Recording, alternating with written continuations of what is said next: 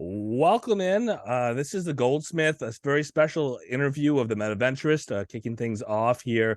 Having the opportunity to talk to a real and true OG in the game of Upland, somebody who literally was in the game prior to 95% of the people who are current players. January 2020 was quite a while ago, and this player obviously been in the game since active. I might make a couple jokes about activity there, but active right along through every city release, or just about every city release, being active in that release as it's come through the game. This uplander, again has the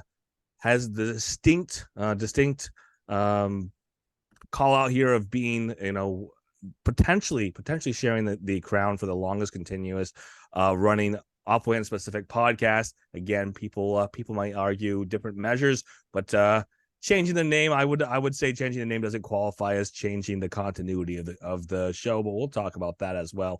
Nominated for Broadcaster of the Year as part of a broadcasting team, and selected to run a stage panel at the Genesis Week 2023 celebration this year. This Uplander has gotten a chance to discuss a lot of the news and events of Upland as it has grown along the way, and still has a lot more to say. There's still a lot more for this player in the game of Upland, and we'll talk about future as well as the present for this player. It is my distinct pleasure to have the chance to have a discussion tonight with 2Stupid2Win. 2Stupid, how are you doing today? I'm doing great. What an introduction. Thank you so much. That's a great introduction. And it was an honor to have you on my panel that I hosted at Genesis 2023. That was a pleasure there too. And it was a pleasure having you on the show as a co-host when Thank Me Later couldn't be there.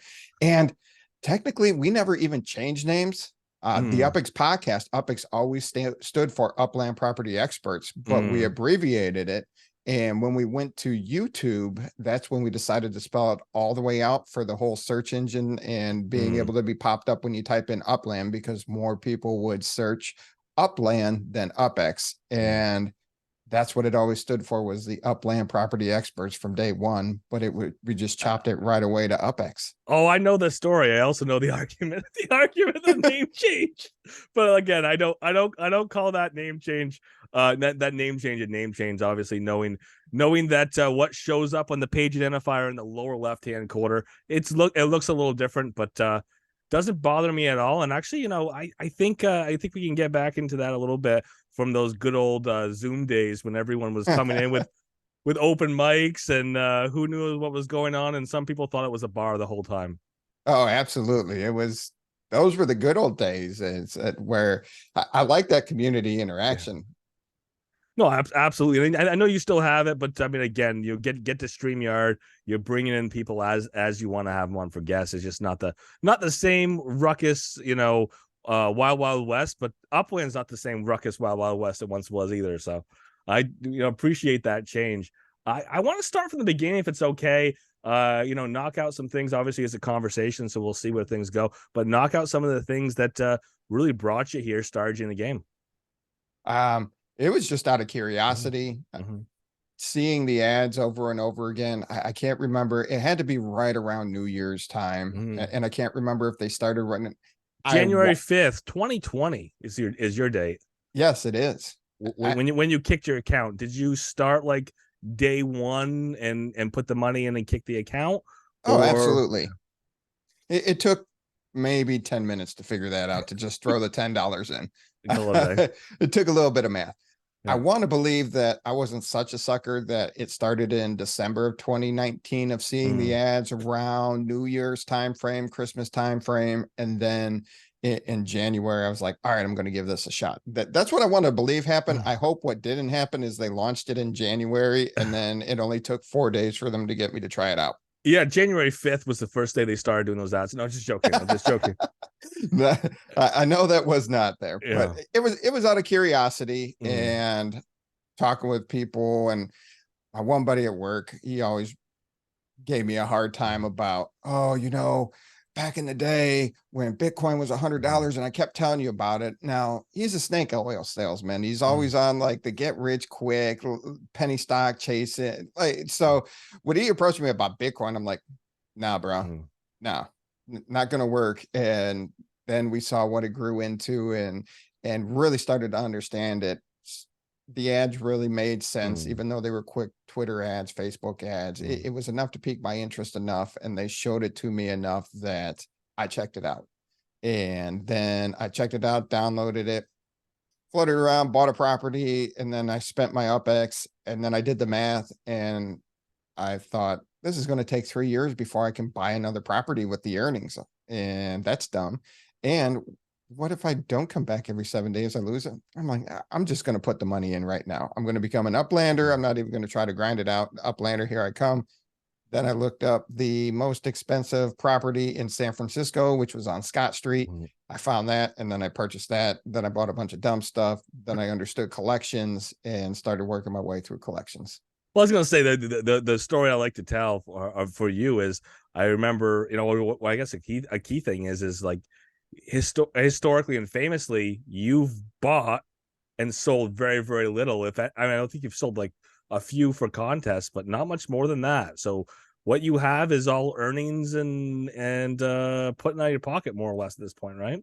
Yeah, I've sold less than 50 properties. I Yeah, can yeah. pretty much say that, and the blockchain sleuths can validate that. Yeah, that's about right. I was gonna say it's like the contest level of selling. I sold some things to be a part of a contest, and that's about where I am.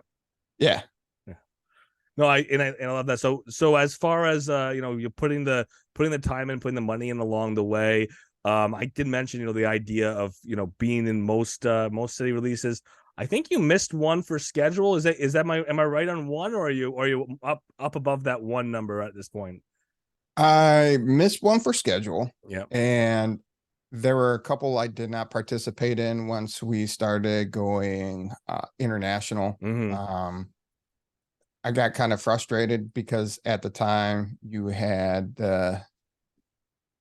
yeah, I got kind of frustrated. I can't remember why. I I don't love that. I love that story. That's a common Upland story. You're like, I got frustrated because, oh yeah, I don't remember why I was frustrated at I've that been particular moment. frustrated so many times with Upland.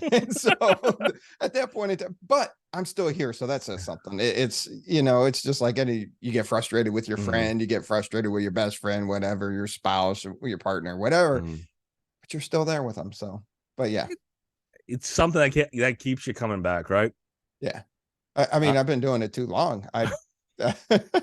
You can't quit now.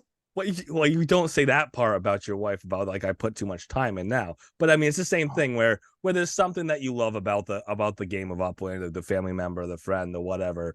Um, and I don't know what it is, but I definitely see that a lot with a lot of people in Upland is there's something that they connect with.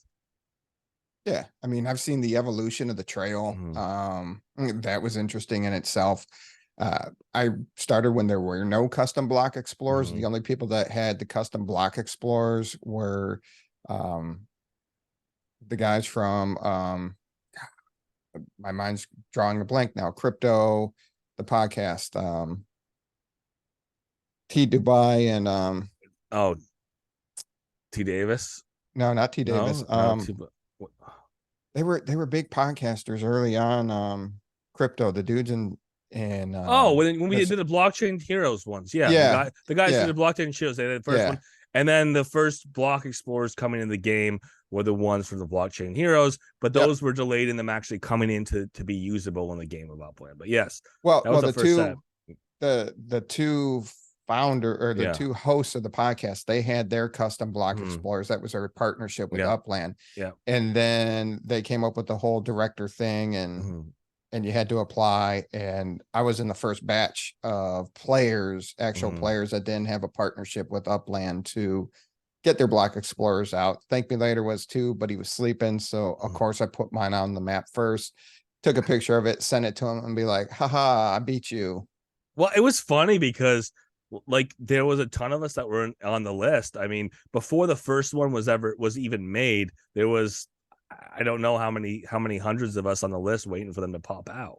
And then again, I think it was hundreds that were sitting there. And then after the first 100 block explorers came out, all of a sudden it was 1,500, 2,000, 4,000, 6,000. I think there's thousands upon thousands of block explorers now, but the pace at which they came in the game incredibly slow, incredibly slow. 4 or 5 months after you applied, and then it comes into the game. And so that's what we were dealing with for I don't know, almost a year. It was Absolutely. months. Yeah. And then the biggest joke was the whole IP, like, oh, it can't be IP infringement. And you're like, look at this one, look at this Look one, at that look Bart at that one. Simpson. Look at that Bart Simpson go around there. I mean, that guy with the pokey hair. Oh, that's Darth Vader. Oh, the Pittsburgh Pirates are here. I mean, there was so much. I'm like, that's IP, that's IP. And then people started stealing other directors. They just make a minor tweak to other directors' block explorers and get launched as a block explorer. Oh, don't. Like, well, that's not even minor tweaks. That was the team. I mean, and again, the team took care of it, but like they were literally, a guy would say, I want a skeleton, and they would give a skeleton out that they had already given out to somebody else. And it was, I don't know if it was lazy or if it was like intentional, as this is going to save us 2 steps, or they just didn't know how bad that was. It's like this idea of the, you put the one of one in NFTs means something. Yeah. Or it was they had a quota, how many we got a backlog, you got to get them out. Oh, this one's easy. Like, let's pull all the easy ones out and send them. Like, you don't know what happens behind the scenes. Yeah. And that's what I find interesting about this too, is it's a game. How many other games that people play have access to the founders and the staff and interact with it? But yet a lot of people act so entitled or privileged about this game and criticize everything. Like, usually when you're playing a game and you're upset, you're just in a Reddit vacuum or a Discord vacuum, and you're not interacting with staff or founders or anything like that. So I find that very interesting too, of, we're more concerned about what's going on behind the scenes at this game that we play than most games that anybody else plays. It's the how often are you going to be able to put a question in, have it read in an AMA. People the funny thing when the AMAs were first happening, when the questions were submitted, like they're hand picking them, and it's like, yeah, but they're answering them. But and the one thing that with a big evolution here is, you saw when you had a Don onto your show, we actually had it as well with the AMA. They went into the cafe, specifically Don went in the cafe after that interview and after the AMA, and literally live questions. There's no filter. There's no anybody, second guessing what's being done. Yeah, obviously if somebody, abuses it, it's not going to happen again. Right. But and I almost ruined it. You almost ruined it. Tell me, what do you mean you almost ruined it? Because he said that he was going to the cafe to answer questions. I said, oh, great. You're going right after here to the cafe. So you're taking 3/4 of my viewers with you. And he goes, oh, I probably shouldn't do that. Then I'm like, dude, I'm kidding. Please go to the cafe. That's very important that you go to the cafe. I'm like, I was just giving you a hard time about it. People will catch up.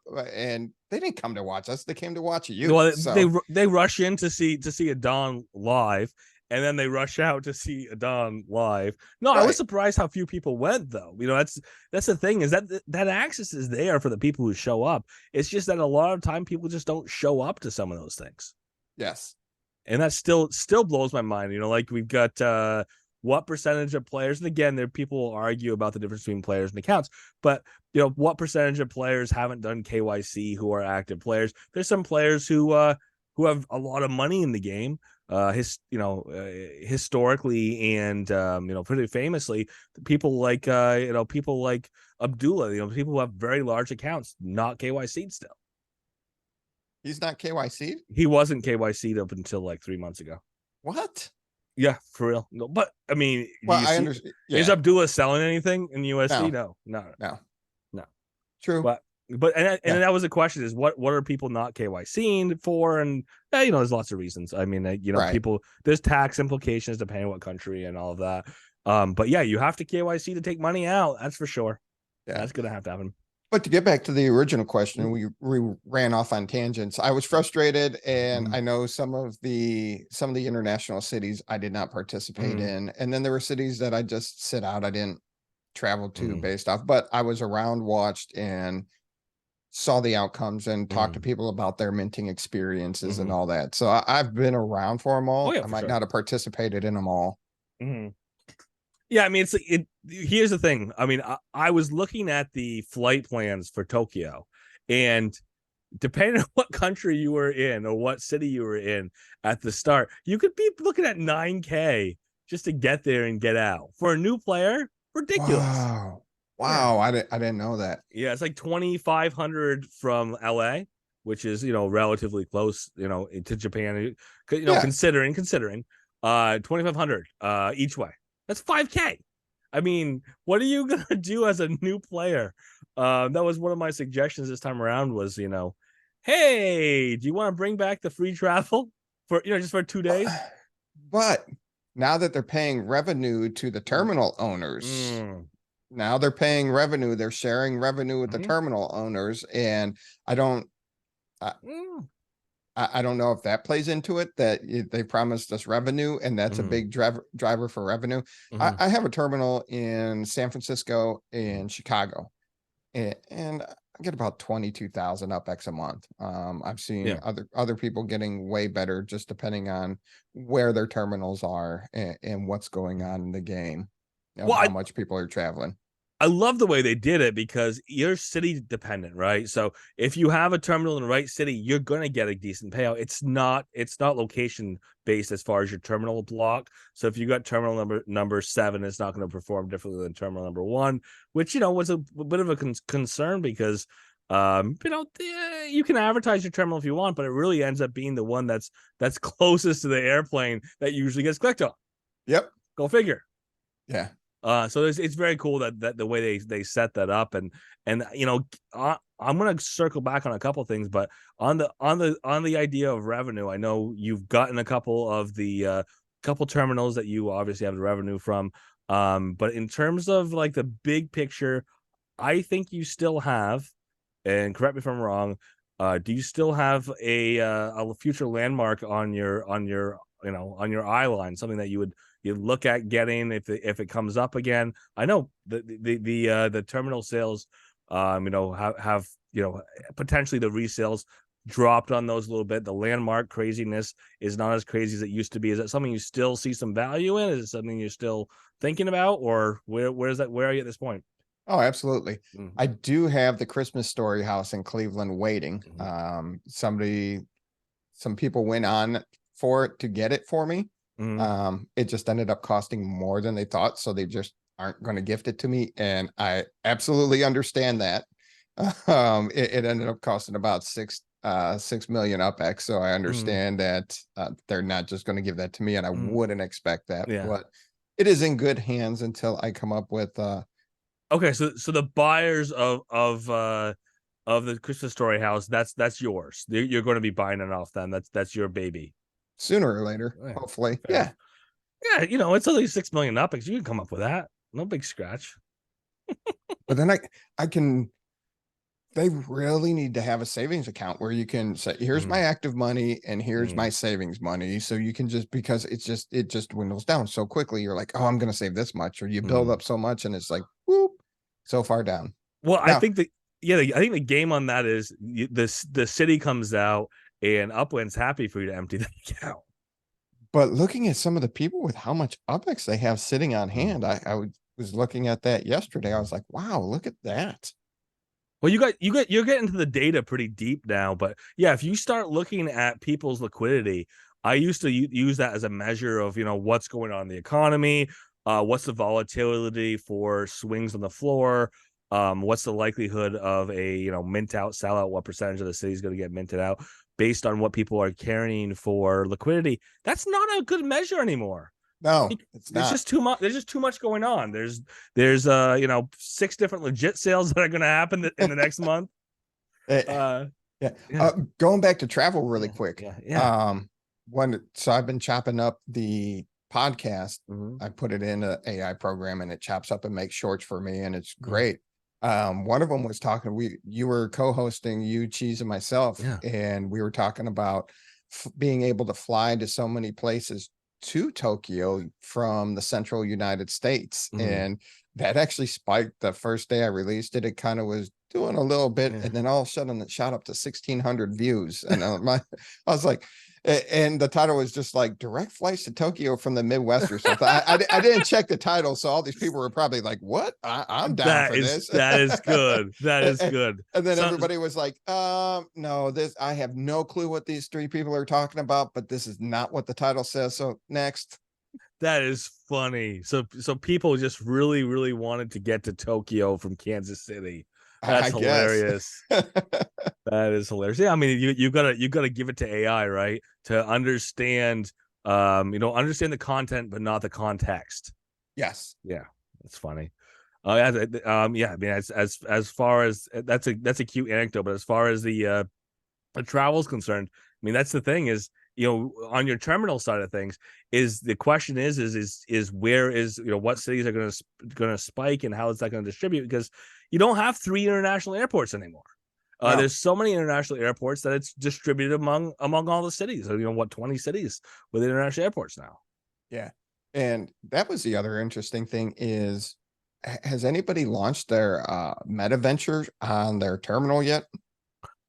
I don't have confirmation, but there's no. I mean, it shouldn't be hard to do. I think the team said they just have to turn it on without a structure, which Yeah. there shouldn't be an issue, right? Because it's just a matter of they turn the Metaventure dot on and that's it. That's all it Right. takes. But why would you go there? I'm curious to what that Mm. means in the future, because usually you're going to the airport to get to another city. You're I get it when you're going to another city at the real airport, you're going by the stores, you're doing the shopping or whatever, you're bored, you have late, but I'm still not getting it in Uplands. I'm curious where that's going though. One saves you 1 cent because you have to come off the airplane, right? So it Right. saves you 1 cent for proximity. That's it. That's what it saves you. But it should be duty free, no Upland fees at the terminals. Duty free. The duty free. That would be something. 5%, save that 5% on your purchase. And then then the terminal still pays whatever. Still pays that 5%. I think it'd be funny. Actually, Upland doesn't take a fee. It's what you set. So it's 5 on each side, and it's right to the community pool. Technically, Upland doesn't make any money on any sales, and that's a big asterisk. And I think enough people miss it that it's always worth repeating. When we talk about that fee is going to the community pool. Community pool is paying for all of the prizes people win along the way. Yeah. And it pays Upland back, by the way. Thank you very much, UIP1. I voted yes. I can't complain. I think it's a great way of keeping Upland involved in making sure transactions happen, because they make a slice. You give them that little piece of the cake and they work a little harder. Absolutely. I love it. As far as again, looking at your history here again, one thing I did look at the landmark that is new for me that you're working on. I said you guys, but you are working with a couple people to get yourself that the Christmas Story house. Is there you got a timeline on that? You're just see it as it comes. See it as it comes. Christmas is coming. Give yourself a present. It is. I won't have 6 million UpX by Christmas unless I start selling stuff. The kids can fend for themselves. Christmas present for Too Stupid. Daddy's buying the Christmas house, not the real one that's right up the street, but in the game. I have it in the virtual world. Who needs the real one right here? I mean, Cleveland, right? Represent Central Ohio. Yes, sir. Well, yeah. Northeast Central U.S. Yeah, Midwest. It's not really the Midwest, but it's getting there. It's getting there. The East Midwest. Eastern Midwest. I mean, it's not on the right time zone, but that's okay. Close enough. So I mean, you did have the opportunity to mint in San Francisco. You did have the opportunity to mint in Manhattan. If I'm correct, the one ultra rare you picked up on mint was the one in Manhattan. You had Hamilton. Yeah, I got a Hamilton, but that's part of everything. Yeah, it's got a couple of good collections and financial district. I think, what was the address on that one? Was that 111111 of Boulevard of America? No, what that is your one and only. That is 59 Maiden Lane. Oh, okay. All right. That's part of the financial district. Yeah, that's part of Yeah. financial district, but Hamilton is the ultra rare. Correct. It's part of financial district. It's also a Skyline building. Yes. The So Skyline Skyline, building. man, Yeah. yeah. So I that had, mhm. so the interesting story with the collections in Manhattan. As you notice now in Upland, that says these are determined by the team for the ultra rares, and it's usually the ultra rares where it's these are determined by the team. But it was because in Manhattan, people were fighting about with the Upland team. Well, not fighting, we'll call it disputing with the Upland team that their property should be in this collection because of this criteria. And I had one of my skyscrapers that was left out, and I bought it because I had a list of tallest buildings in New York to chase after. And that came down to what can you really afford and how tall, and you work your way through it. And it was left off. And I submitted, I'm like, hey, and I know a lot of other people submitted different things that they thought their collection should be part of this, part of that. And then it kind of continued on after that. So soon after that, that's when that started showing up on the ultra rare collections. Well, and there was also a couple that they also backtracked and added to, and that's why they put a lot more effort into saying we will not change. It does not matter. We will not change. I mean, what was it? Was that in Cleveland where they did that between this cross street and this cross street of this road, and that was like very hard to quantify, and they screwed up in a number of places on it. Yeah, that was, yep. And I think that's. What was that? I remember it's over by the lake. I don't know what I'm trying to think of what street it was. I can't remember where they broke that down, but yeah, it was exactly that. It was like we're being very selective about what we include, and oh, by the way, we made a mistake, and there's some that are in between that line that don't show up, and whatever the case is. So, and then with the ultra rares in Cleveland, Cheese has a plan. She's always writing these companies, looking to partner up. Hey, I have the digital property, and I was looking to do the similar thing, but actually physically going to the places and the breweries. I was like, oh yeah, this one's good. This one's good. Would love to work with them. And it's just ridiculous. Some people bought them for, dirt cheap, 30,000 UpX, and they're trying to sell them for 3 million, 5 million. I'm like, no. I'm like, that makes no sense. But Thank Me Later is always like, it's a collection, it's an ultra rare. I said, but it makes no sense. How's a 30,000 worth 3 million? Makes no sense. And then in Cleveland, what they did is they made an ultra rare for the Great Lakes Brewery, and they did it for the restaurant. And the restaurant is different from the brew house. The brew house is just the brew house where it's the production of the brewery itself. So Great Lakes actually has 2 ultra rare properties in the Cleveland collection. Oh, really? So they made one for the brewery. They made one for the restaurant side of things, or the brew pub side of things. Yeah. Wow. I think they just looked at addresses that were related to breweries and made them ultra rares without like asking questions why. Just a couple of buildings across from each other, you have 2 Great Lakes breweries. But yeah, well, I think that's the story of the 14 minutes of research, and now that's our set of ultra rares. I think I wonder that, right? What gentleman or what lady halfway across the world. And again, I think we know about the Vegas staff. We know Upland has increased the Vegas staff and the US staff making some of those decisions. But it felt like at one of the points, since so much of the staff was in Ukraine, that is this somebody who actually has any familiarity with the city? No. Google, it's like, is that where everything's coming from? And I feel like it was for a very long time. It was. Yeah. And I will love to see more of that.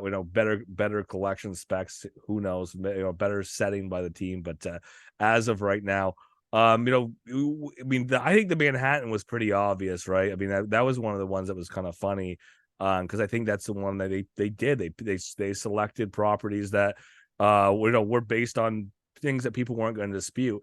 And then you get into some of these ones later on that people just have no clue why this street is more important when you have the most historical street in the country, or one of the 10 most historical streets in the country that hits nothing. Yes. That was a head scratcher. LA, Nashville. You got a couple more like that. It's just like, what? Yeah. What are you doing Yeah. here? What are you doing here? Yeah. So jumping in as far as you know what? I do have a question I want to get before I get anything else. Ooh, So before you ask that question, yeah. one of my favorite Manhattan properties, I Mm. have the apartment building from Ghostbusters overlooking Central Park. How'd that happen? Was that a secondary purchase? Or? Nope, that was an original purchase. I knew there's a lot of cool buildings along Central Park there, Yeah. but I was like gonna get that. And then I forgot to get involved when the building for the Ghostbusters headquarters went up for sale and totally missed that. So you like scoped out the address. You were able to send to the area and mint it. That Yes. it just worked out. Yep. That's crazy. I mean, I love that. And so, I mean, I don't know if it's happened. We saw that for a while. Like, oh, the real world link of this property makes this property so valuable. I think for me, it's more emotional links or what people have as far as their own interpretation of what that property means for them, nostalgia, all that. I mean, were you thinking you're gonna mint it because you love Ghostbusters, or you think I'm gonna get a flip on this thing? No, it was a hold. Yeah. One, it's a Central Park. Yeah. It's Central Park property. Yeah. It's like a tongue twister in Of itself. course. Yeah. And it was in the Ghostbuster movie. Yeah. People that grew up in the 80s and watched that, love that. It's one of those nostalgia type things. Which building was it though? It's the one where Dana has her apartment and they have the whole scene with Zool up on top of the building. On the roof? Yeah, on the roof, right? That building. There's only Zool. But Yeah. and then up on the roof with the whatever, the lightning shooting out and whatever else. That's the building. Like, that is crazy. So it's got the finials up on the roof and everything. Yeah. I love it. That's crazy. Yeah.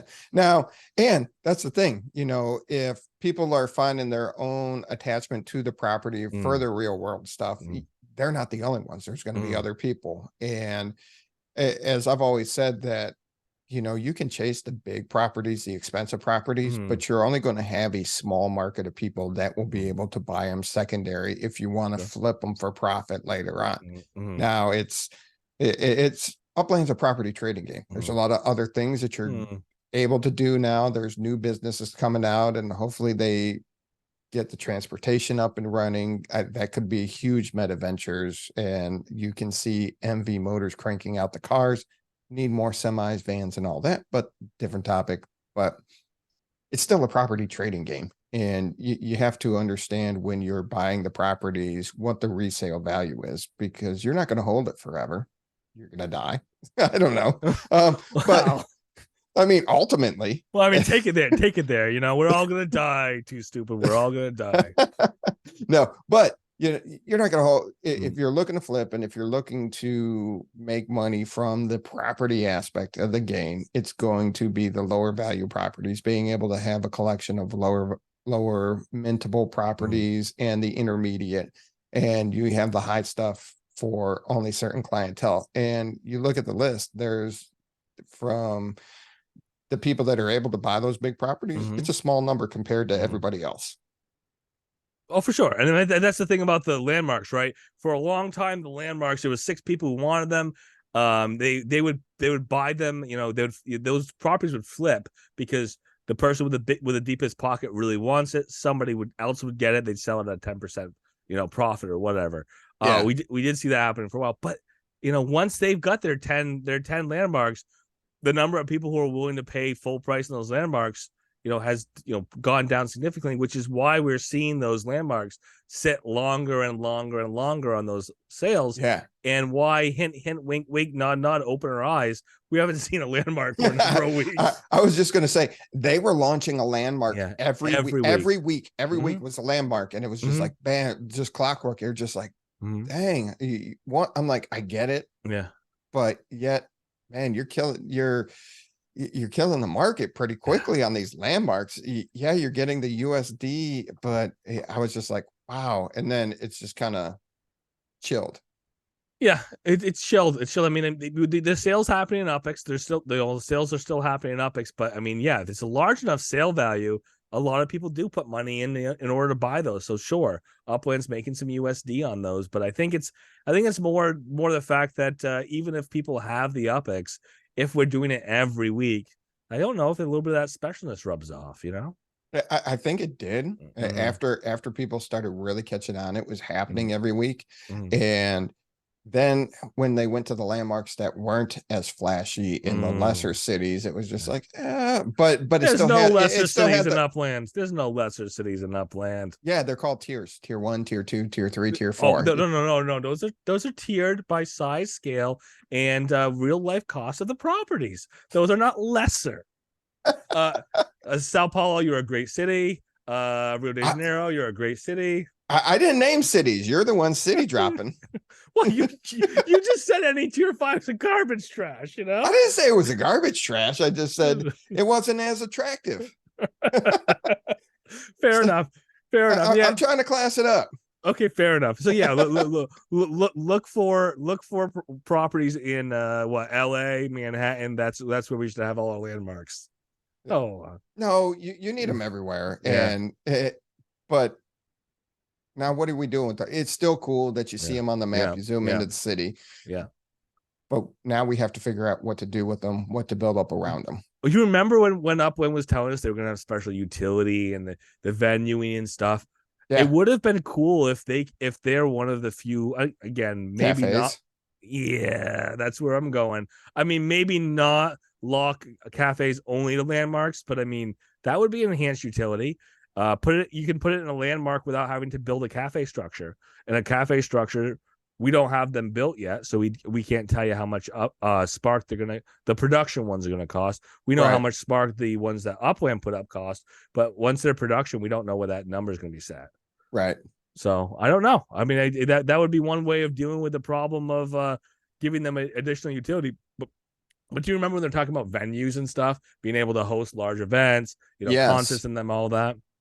Because I have the old Federal Reserve building in San Francisco as my landmark, and it's a gorgeous building. Yeah. And I'd love the inside to look like the outside. The outside looks like the real world building, and I'd love the inside to look like it too, and host different things in there. That would be amazing. I mean, look at the Mangera building. How much space it looks like there is inside there. Yeah. I actually have a dance hall like that in Rio. That is it's the same thing. It's the same thing as the Mangera, where it's a dance hall, and it's just the inside views are part of the street view. It's just it's just a huge building.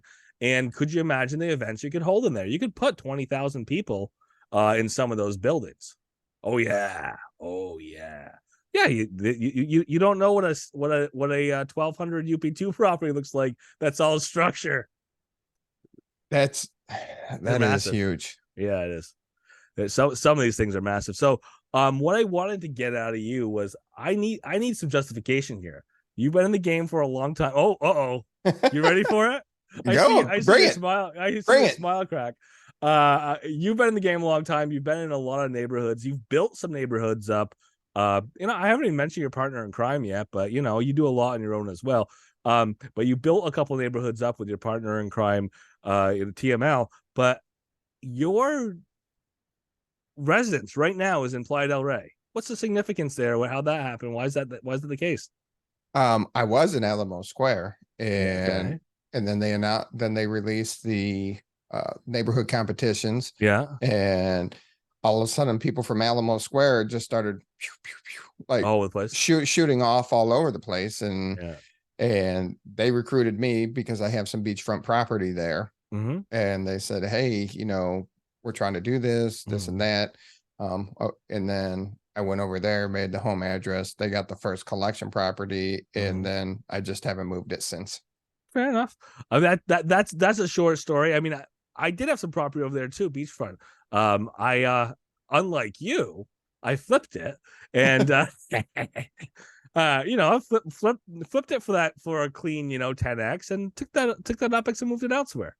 But again, as we see more and more of these neighborhoods develop, I mean, are you gonna chase something with that residence, or is that something where you're looking for a place to hang your hat, a node area, a Two Stupids super party club neighborhood. What are you waiting for? What are you looking for?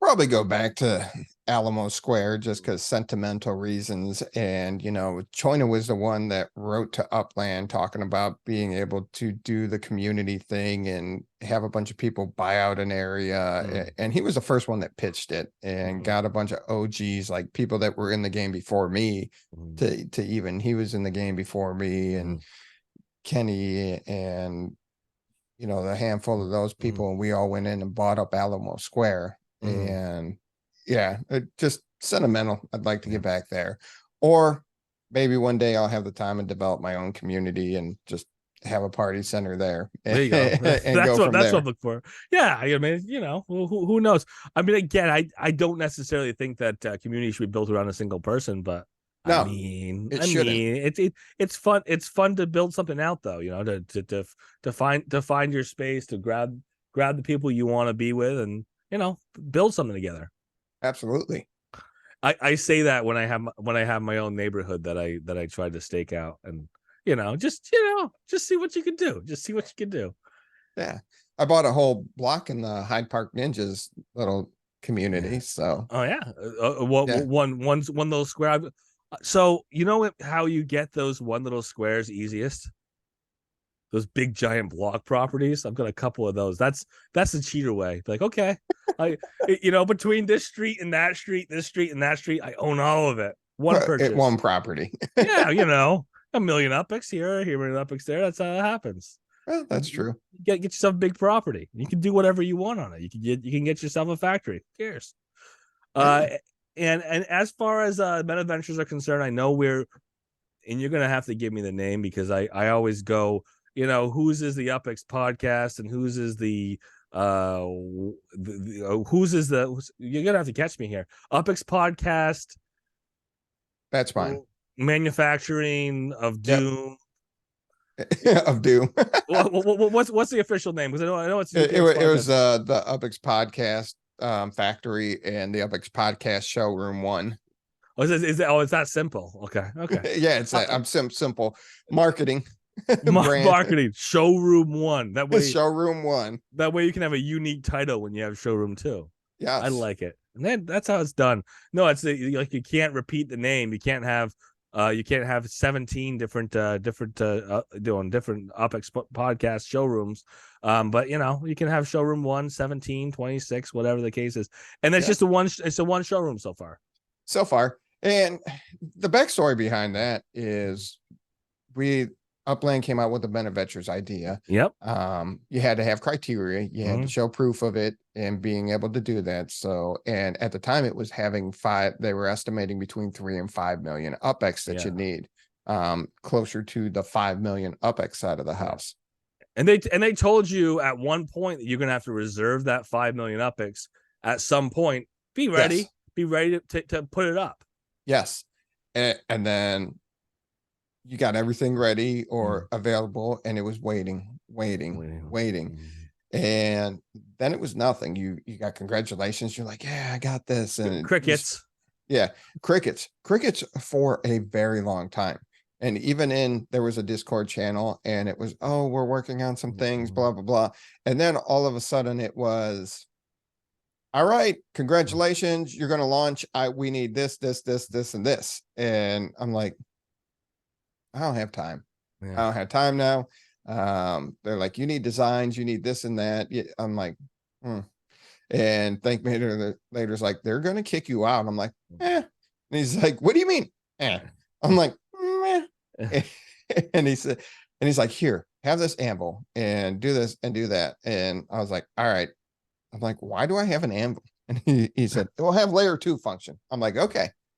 So I had the OG anvil and went through that process and made it, and just trying to find the time to actually think about Upland, the future of Upland, and how to, move forward and make it worth the time and the investment to get something designed and developed and out there, and what's it going to be. So I landed on a thing, and I'm working, with Shacklin and Tosshead. Mhm. They're my designers. There are a lot of people's designers. They're just not I was my just gonna say they're not just mine. I've They're got not them just locked. mine. I've got them locked in the closet back there. No, don't worry about it. Not just But, mine. oh no, they're everywhere. They're everywhere. Yes. Yeah. So no, I like that, and I get it. That was kind of the thing for a lot of people is even if they were going to do the work, even if they want to work on Blender, it can be a lot of time to to put into one thing or another. And again, the question of how much time are people putting into a Metaventure depends on the person, depends on what they're putting out. But having that partner, having somebody to work with, licensing a design, or partnering with somebody who's doing the design, that's almost necessary for most people running their Metaventure. Is not a question. I mean, think about this. These are designed to be real businesses in the metaverse, and nobody runs a business by themselves. Well, Right out. Well, people do right out of the gate. They put in a lot of they put in a lot of hours. They do a lot of things, but when you expand and you have the capabilities to grow, it's just not one person. Sometimes you're able to, sometimes you just need that little help from the start. You have very talented people that have the time, the resources, and the talent to create everything. Then you have to be able to just, network or have the capital to hire people to do it, or you're able to put together a plan to say, here's my plan, here's my vision, here's how I'm going to plan to execute it, and provide ownership or payment or some sort of residual revenue off of it. Networking's a resource. I mean, it's a skill, but it's also a resource. Your ability to make those connections between other parties, as opposed to trying to just show the whole thing and have every single skill you need along the way. Right. None of us do. No. So I want to turn something over here because you're just bringing it up.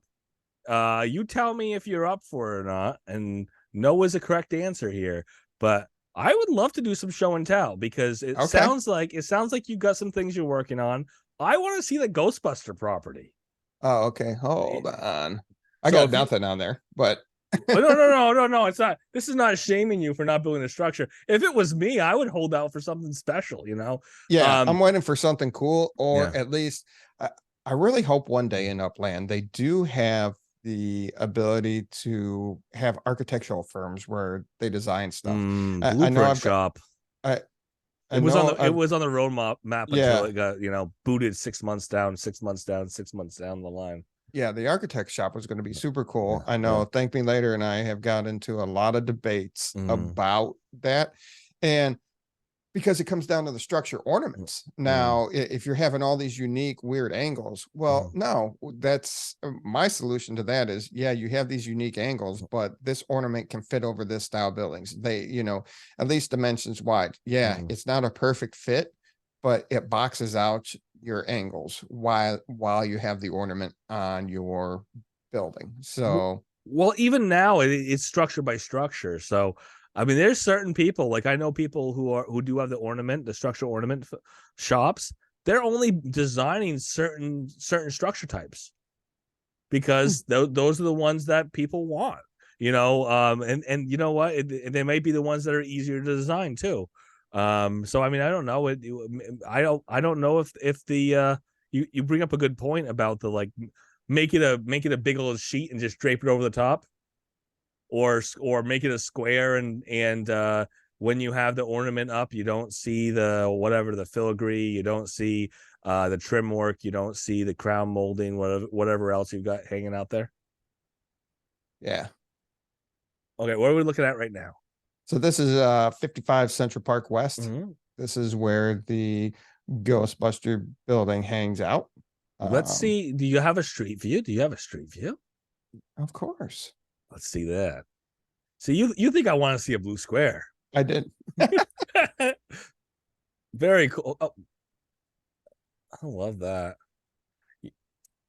I think it's great when we get those interior views, but I mean, it's just like it's almost hit or miss. It would be cool to get a rooftop view up there, huh? Oh, absolutely. Let's kind of move up the street, turn back around. So you just did the research on this is where it was filmed, or this is where it's supposed to be filmed? No, I did the research, Mhm, and well, actually I went on to Google mhm, Maps mhm, and started looking at Central Park, mhm, and I saw the structure up top, mhm. and I and then I also Googled to validate that that building Yeah, was really where they shot it. Let's go this way, flip back around.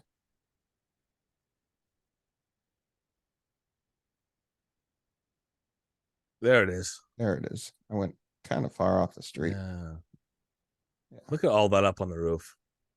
Yeah. So that's very cool. That's one of your prizes. And again, you said you went and into that yourself. In the And bubble. that's in the bubble. In the bubble. And there was a race because it was just west side of Central Park being released in that bubble. And you had to go and there were so many historical places there Mhm. that you could mint, and I knew it was going to be hard to chase those down, so I was like, I'm just going to go to for the Ghostbusters. Go for your own research as opposed to, what pops on the top of Google, your Google for most historical properties or whatever the case is. Yeah. And I think that's a cool point of the the bringing up the bubbles, because it's like, what is old is new again. They went from the bubbles in some of the early, specifically Manhattan. You had the little bubbles going through. We saw something in Cleveland where they did, like, remember the Every Other, where they released half the Don't city in no, don't get me started. That was the worst release in Upland history. Like, why would you do like every third property, every so like it was so horrible. And then you had to spend time trying to figure out, like, is this property that I want, that I know is available? And then you're like, oh wait, it's which of the not. So two which releases? Yeah, which of the two releases is it going to be on? Right. It was the funniest thing because there was no way to know no, which was it which. wasn't. It was not funny at all. I hated it.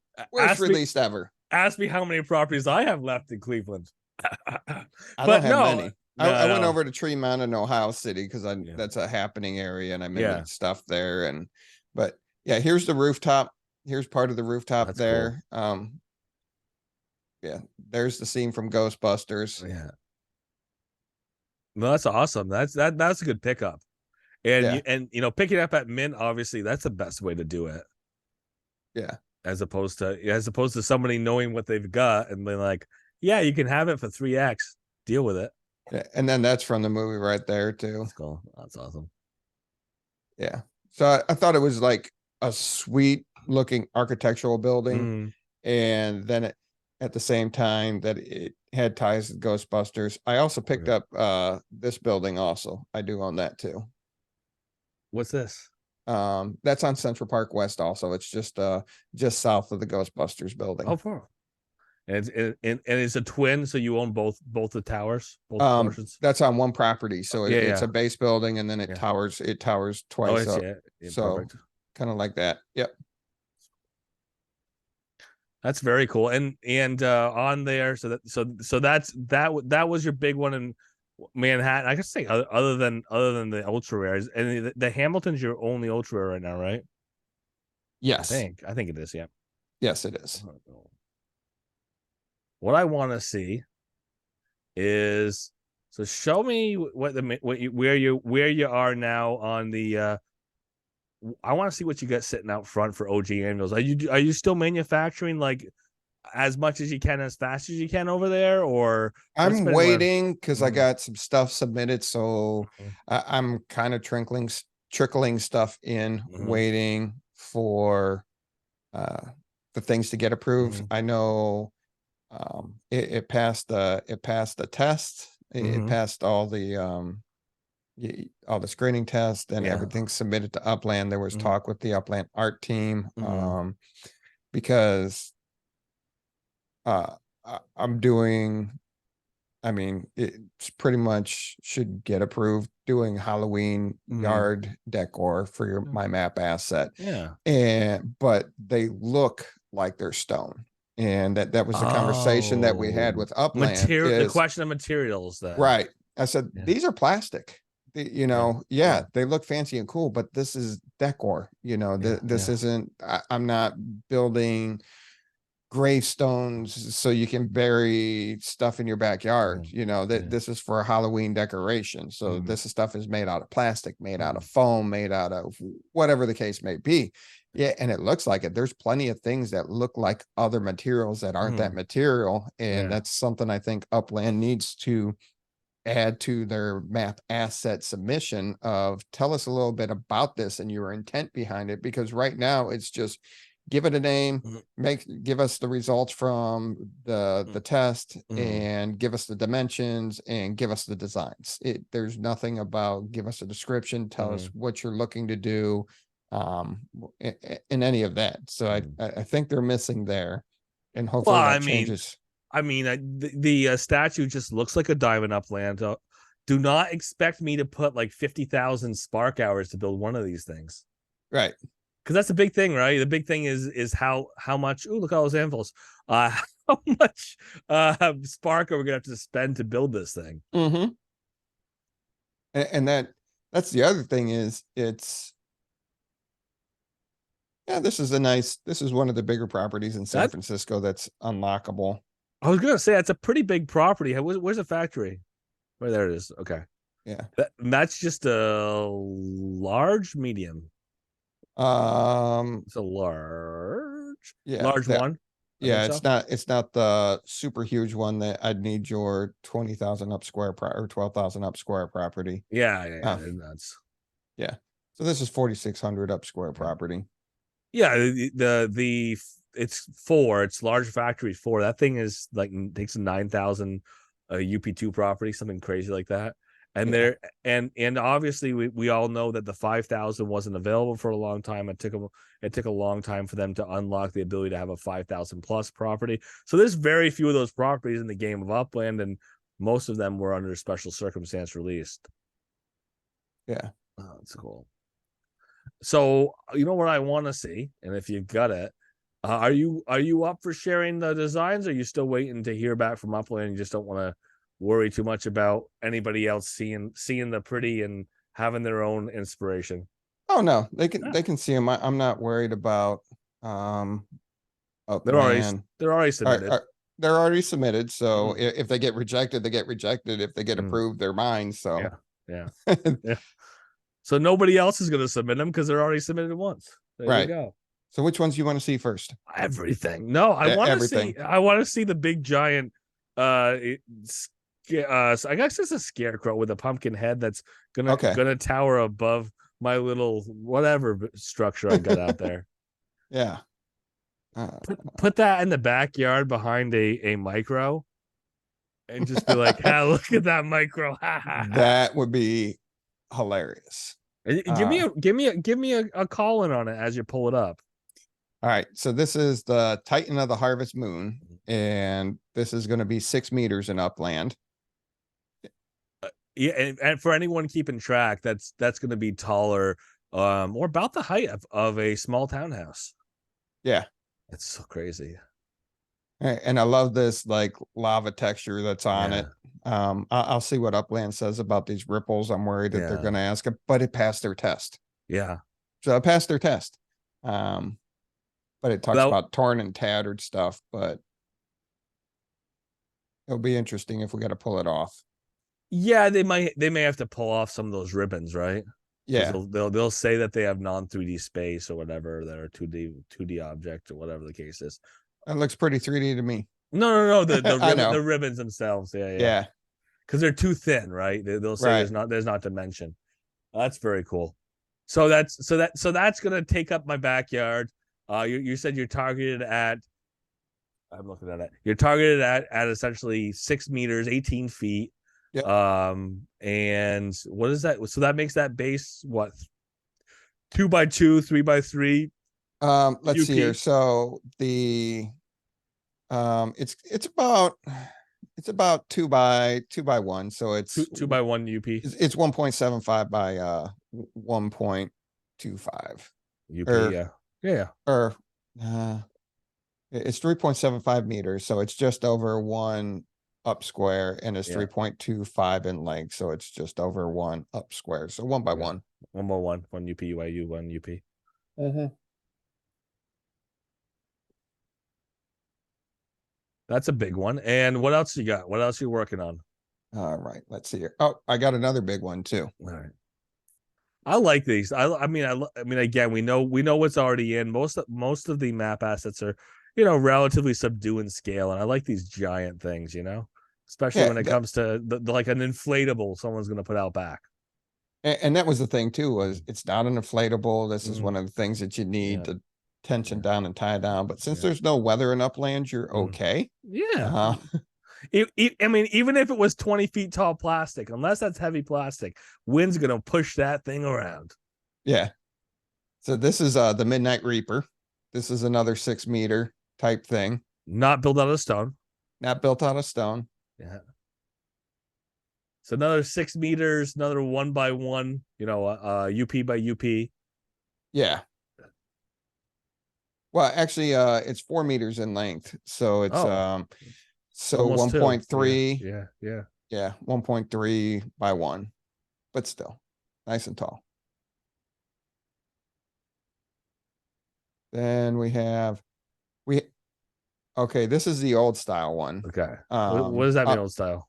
Old style, we had to modify it after talking with Upland. Oh, They okay. believed that Lighting they object. believed that it was a lit object, and we Yep. said that's just the way it was painted. They said it looks lit, and we said it's just the way it was painted to appear lit. But Oh, I saw that lit object the second I saw that. I was like, lit object. but where's the light?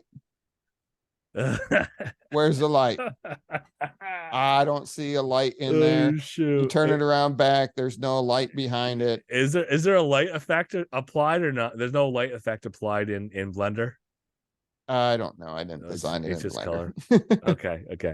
But But yeah, it looks like a light effect, especially the way there's light that's cast up on the bottom of the skull. yeah, You it can does. fight with Upland. I'm not going to stop you. Uh, we tried, but we lost. Yeah, Upland always wins. It's like the house always wins. They don't always win, Mm. but at least ooh, I hope Uh-oh. that What'd you do now? I submitted that might get rejected because that What'd was you, the what'd you, link. That was the link I submitted. uh-oh. Which isn't good. You sent the wrong one? Um, worst cases we end up Just resubmit it again. Call yeah, it a day. we end up resubmitting it. Where is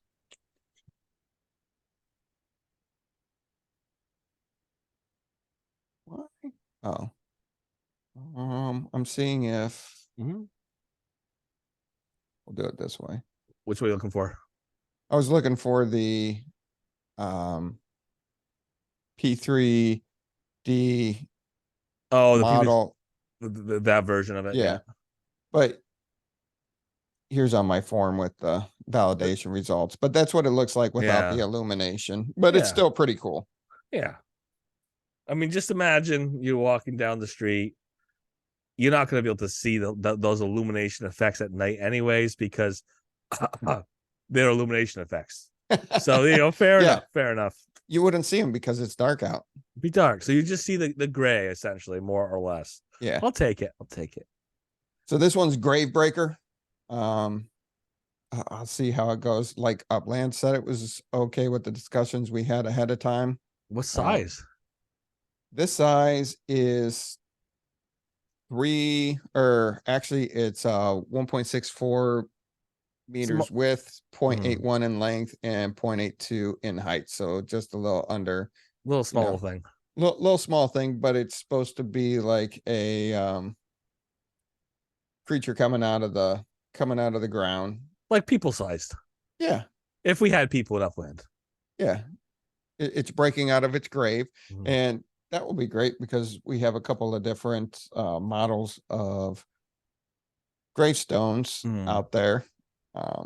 I mean, can you say Creedmoor? Yeah. I mean, Creedmoor's got some stuff going on. Yeah. No, I like the idea of, the fact that these are map assets. They can be used year round. You can't use the structural ornaments. You can't put your Halloween stuff up year round, but you can with these assets. Mm-hmm. And Creedmoor is a great place for year-round Halloween. Yep. So this is the OG gravestone to complete the, go along with the OG anvil. Yeah. It's got utility in layer 2. It means your player's dead. Yes. Yeah, there you go. Give us some utility. Nice plain tombstone. Yeah. Nothing too fancy there. And then we have, let's see here. I like this one. Pulling up the next. Oh, absolutely. And as you're pulling that up, so you put a lot of effort into this one. You put it on a theme for a holiday. Is that something you're looking at? Other sets, other themes. Oh, yeah, there we go. We're working on right now. We're working on Christmas. So we got Christmas going on, and then we'll roll into Easter. And there's more stuff this is what we rolled out just for this Halloween. There's more stuff in the pipeline for Halloween that we're working on. And production wise, we want to get, 9 to 12 months ahead of the holiday on working on the design, so that you got the designs, the approval, and the time to manufacture, so you can get them into the showrooms to sell on time, just like real world supply chains. Go figure. Wouldn't it be nice if it's there on time as opposed to 3 weeks late? He is gone. I'm sorry, he is. But so that's an interesting concept, because you want people to be able to celebrate this, each of these holidays year round, huh? Yeah, that's because that's the only way to do it, right? That was the argument with the with the structural ornaments, is people like them, but they just wish they could keep them up longer. So this is how you keep them up longer. You make them map assets. And if you want that Easter bunny smoking a cigar in the front yard, you can keep them up year round. Shh. Oh, sorry. Giving away picks, the Easter bunny with a big fat stogie. Yeah, exactly. See, I gave that away. I apologize. I know you were working on it. Yeah, there you go. So how many total are we looking at? Because are you looking at 10, 12 assets here every season? We submitted 9 for this season. Yeah. So hopefully you build it out so you have just a lot to choose from each and every season. That's the ultimate hope, but we thought what we could with the time frame, what we could get out and hopefully get approved too. And once again, this could be construed as being a statue, but it's not. It looks like stone to me, Mr. Too Stupid. It's texture. You can texture a lot in plastic. You can texture a lot in foam wrapped in plastic. No. That's definitely 100 spark hours. Sorry. For sure. Suck. Yeah, for sure. We all see Halloween ornaments, just decorations. We know they're built out of foam. We know people put foam tombstones out in their front yard. They're not over there lugging marble or lugging granite around. Yeah, and that's where I think it could go a long way with the Upland team while submitting. Map assets are such a variable. Just a little note. This is made out of ice cream, Yeah. Ice cream, cheese whiz, whatever. Yeah, whatever. Exactly. Now this is pumpkin pick squeak. This is the size of a little child. Definitely pretty creepy to just kind of have hanging out. Or an army of them at the corner of your property. Right? Could you imagine these just standing all at the edge of your property, like all the way across the front facing the street? That's called, decorating warfare right there. It's like back when you had the cell phone towers and you're sticking them on somebody else's property. This case, you're gonna get triggered here, aren't you? Oh, the trailers thing was the craziest thing in the world.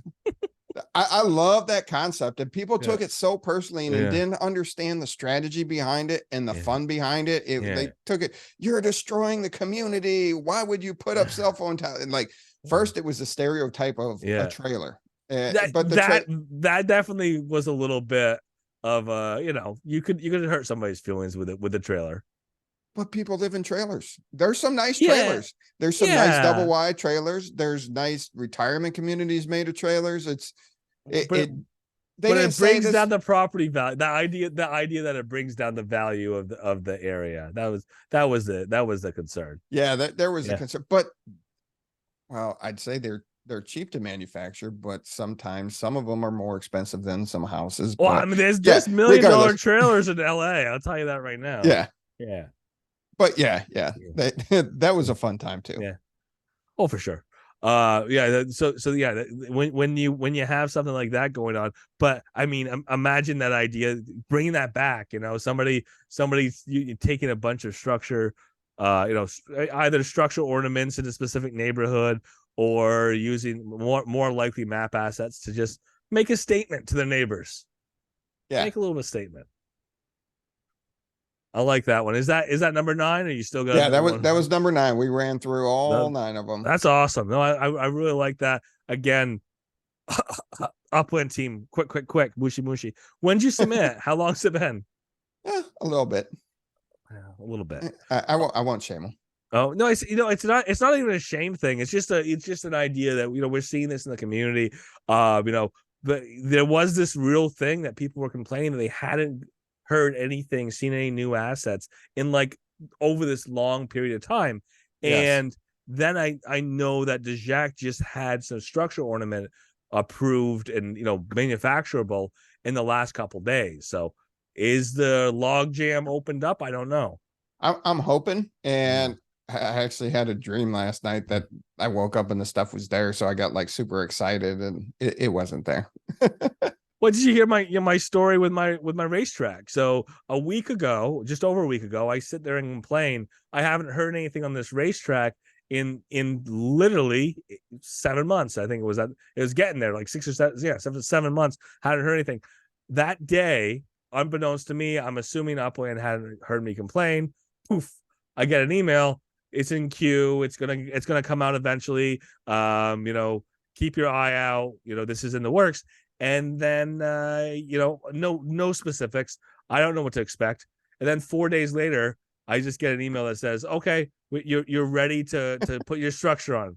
I mean, it's like it goes from 7 months radio silence to they tell me to look out in the future. 4 days later, I have it. And it ties back into, you know, with the variety Metaventures, So they had fast. everything in place. It went so Yeah. fast, but they finally had the mechanics developed. They Mm. had the everything tweaked out and worked on it. And Mm. I think Upland wants to get the user base excited, so they announce these things, and Mm. they don't have it fully figured out. They have the concept, they have the way that they think they're going to do it, and as they Mm. start testing it, they're like, "Oh man!" And then they hit challenges, and they're like, what do we do now? How do we fix this?" And I think that's what happens, and I think that's why we have the delays.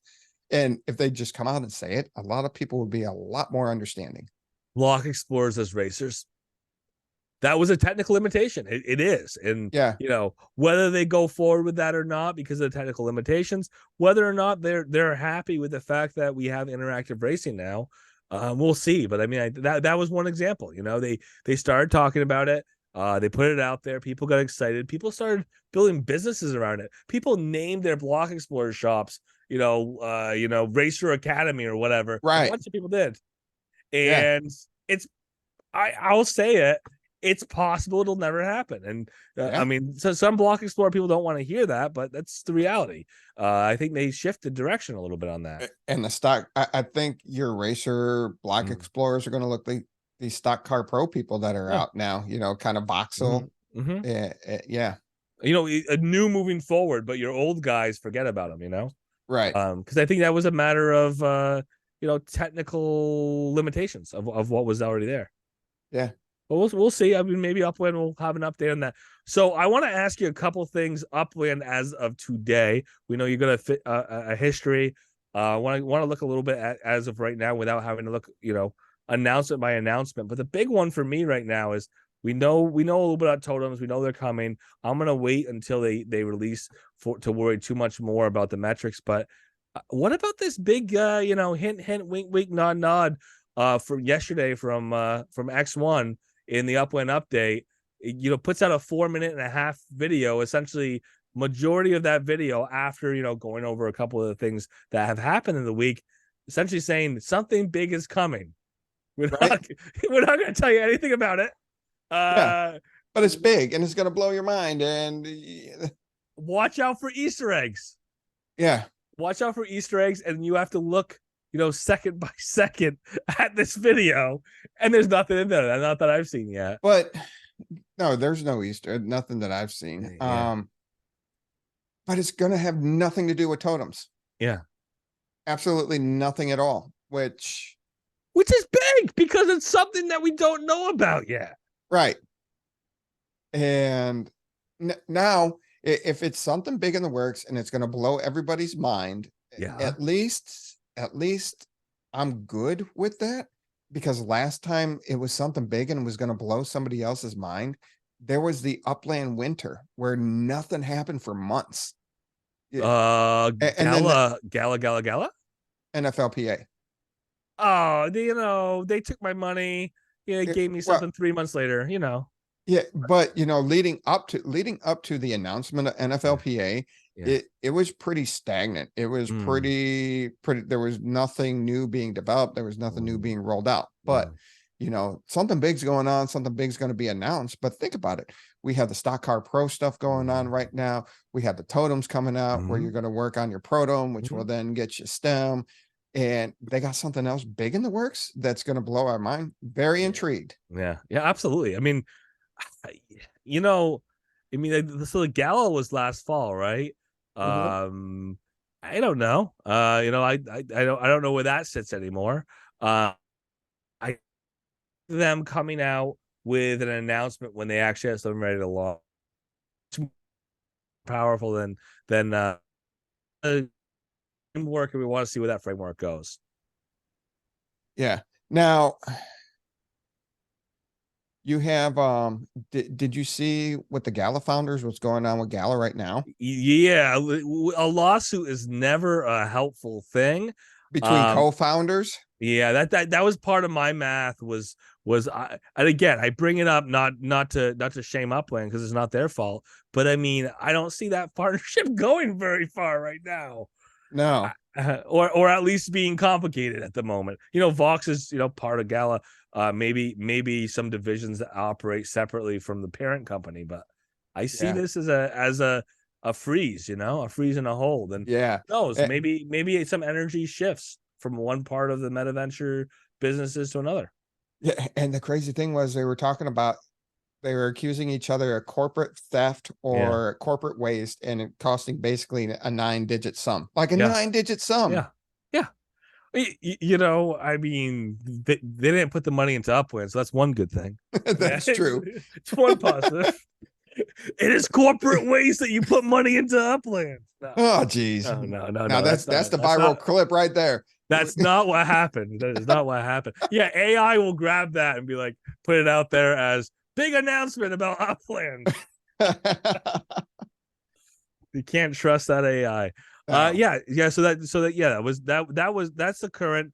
Obviously, next week, this week, we've got totems happening. How many totems do you have? Passes do you have to reveal? 2. And you're gonna actually reveal those. No sale with them closed or anything. Nope. I'll exchange them and reveal them and see what I get. And do you have a plan here to get 6, 8, 10, 15, 26? No, because my overall thoughts is this is going to be for the stem token, and stem's going to do life. It's your bushes, it's your trees, it's your dogs. I don't know, squirrels, rabbits. Oh, I was going to go whatever the case may be. Dogs have to chase something. Yeah, absolutely. And so it's not going to be a limited resource. Stem is going to be pretty widespread, pretty common.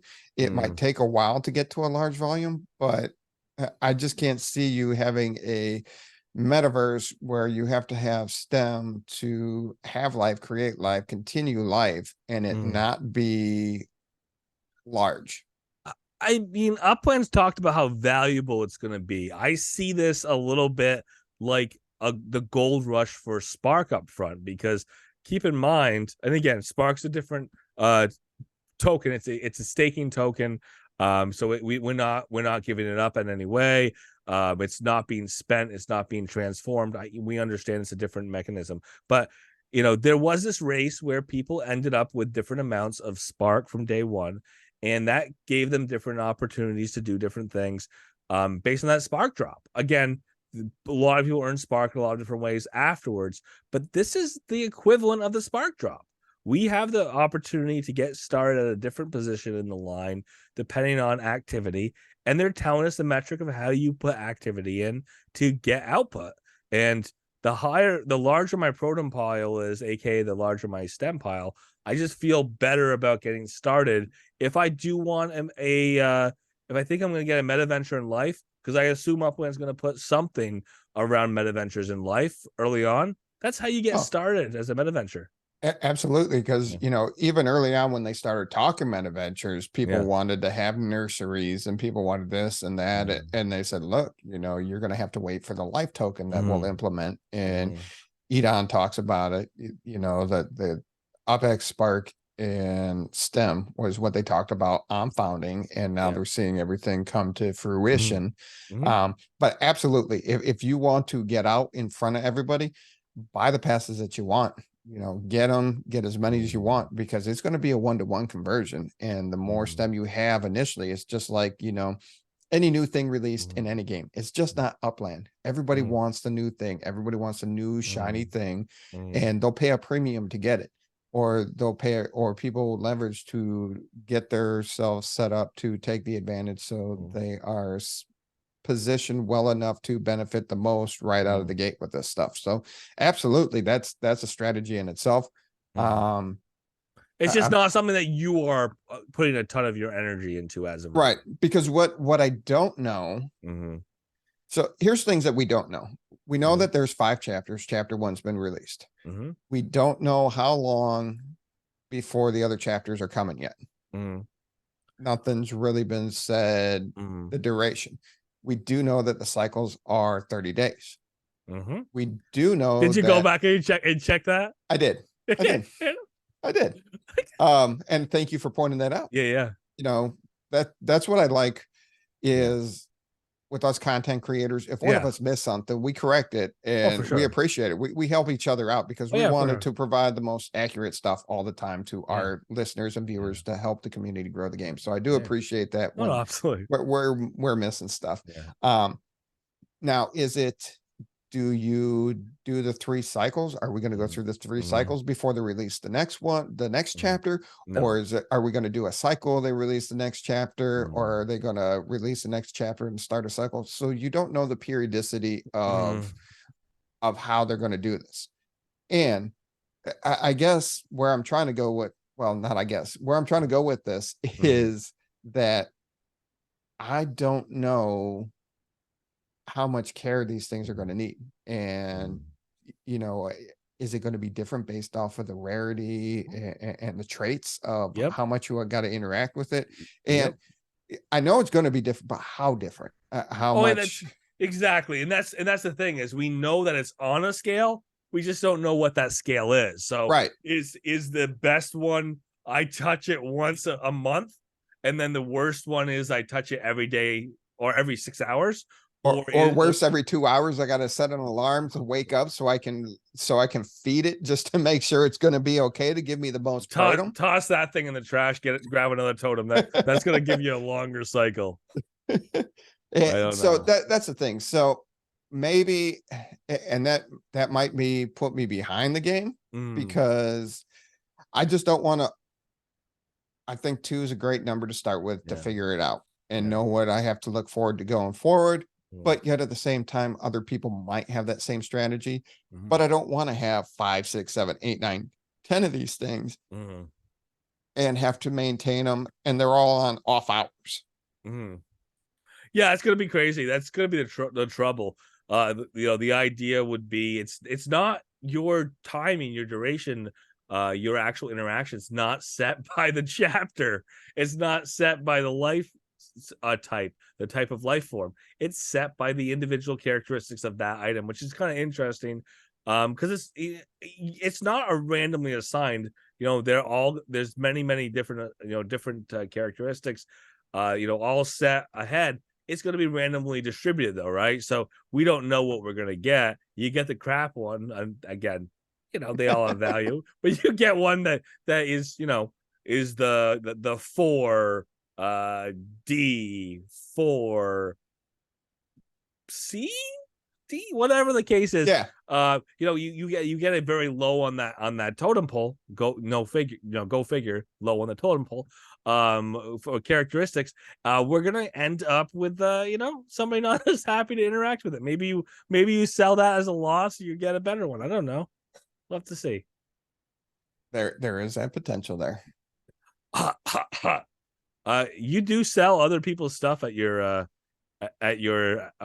structural ornaments, not structural, wow, sorry, map asset Showroom. showroom.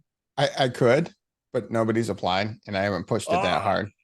So this is just here. This is brand new news. Too Stupid is going to be smart, and he's going to sell totems out of his shop. I can see it. I see it as a big possibility. People selling the totems once they're redeemed. Yes. This concept of people, essentially treat them like lottery tickets. Open, see what you get, and then either sell everything, which I'm sure some people do, or just sell the ones that they don't want and they can't keep up with.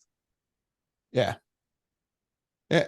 I'll be interested to see how that happens. One of the things I was thinking is people that have too many are like, I gotta unload these things. Yeah.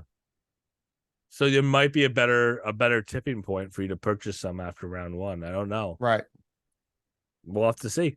And then that will be interesting to see where they're at in the cycles with round one of when they release chapter 2. So that will be intriguing. And based off of what users are experiencing in chapter 1, how heavy are they going to go on chapter 2? Is it going to increase the demand, decrease the demand? It's just so many questions. I haven't seen any indication that tells me necessarily that the chapter 1, 2, 3, 4, 5, which are sales chapters, and the start of the life cycles are going to be staggered. So, or that they're not necessarily going to be synced, which means we could keep having these sold and not have life cycles turned on until they're all distributed. Which again, there's not a confirmation of either way. Right. I mean, I've looked at all the language. I can't figure out one way or the other what's going to happen. No.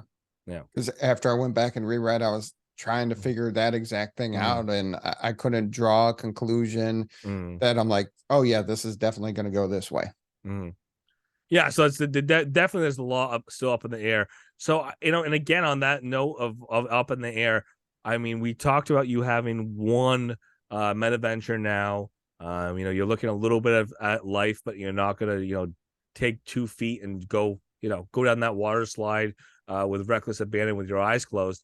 What are your plans here for the future as we do move into more and more Metaventures? Is there an avenue you want to head down that you haven't gone down yet? Is there something that you want to do that you're already in the works on that just haven't made a big deal about yet?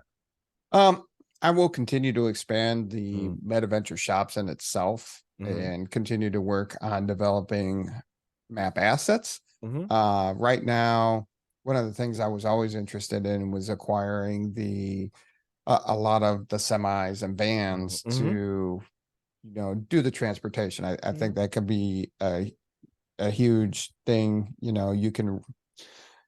don't see the mechanics coming anytime soon to do that in my thoughts. And yeah, so right now I'm just going to focus on the seasonal map asset type things and continue to crank those out and grow that business in itself.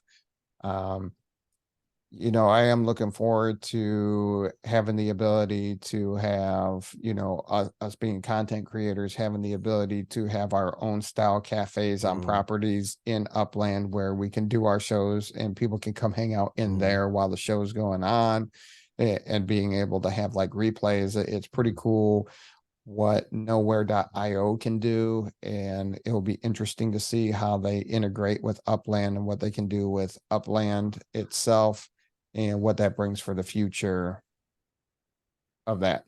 So definitely cafes on the wish list. There's been some interesting stuff on the cafes. I don't know if you were on the list, or eventually hopefully we'll see that push again, but Upland was trying to get content creators to do shows out of the cafe, and then they slowed things down when they were still trying to figure out some of those load mechanics and the shedding. Yeah.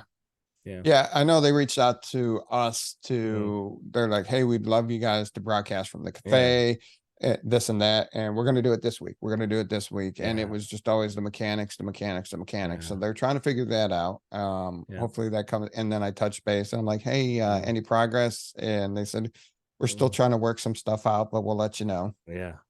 Yeah, that was the last update I got. Same boat, right?